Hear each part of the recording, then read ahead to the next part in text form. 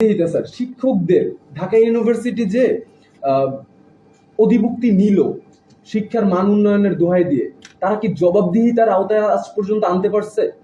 Sir সত্যি কথা বলতে কি, আপনি যখন হচ্ছে যে সাত কলেজের কোনো শিক্ষককে কোনো কিছু বলবেন, সে বলে ঢাকা ইউনিভার্সিটি কি আমাকে বেতন দেয়? আসলেই কি ঢাকা ইউনিভার্সিটি তাকে বেতন দেয়? দেয় না, তাকে মন্ত্রণালয় বেতন দেয়।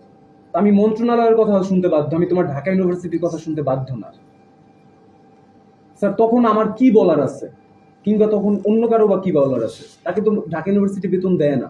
ঢাকা ইউনিভার্সিটি সম্পূর্ণ তাদের সম্পূর্ণ কন্ট্রোলের ভিতরে আনতে পারে নাই স্যার। এইটা যদি আপনি বলেন স্যার ব্যর্থতা, তাহলে ব্যর্থতা, যদি বলেন অপারগতা, তাহলে অপারগতা স্যার।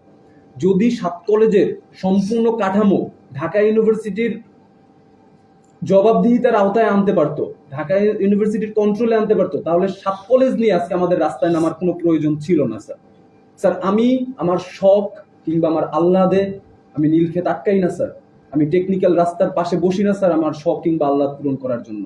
আমি যখন আমার ক্লাস পাই না, আমি যখন আমার শিক্ষা, শিক্ষক এবং শিক্ষার পরিবেশ আমার অধিকার স্যার, এই অধিকার থেকে যখন আমি বঞ্চিত হই, তখনই আমি টেকনিক্যাল থেকে নীলক্ষেত আসি আন্দোলন করার জন্য।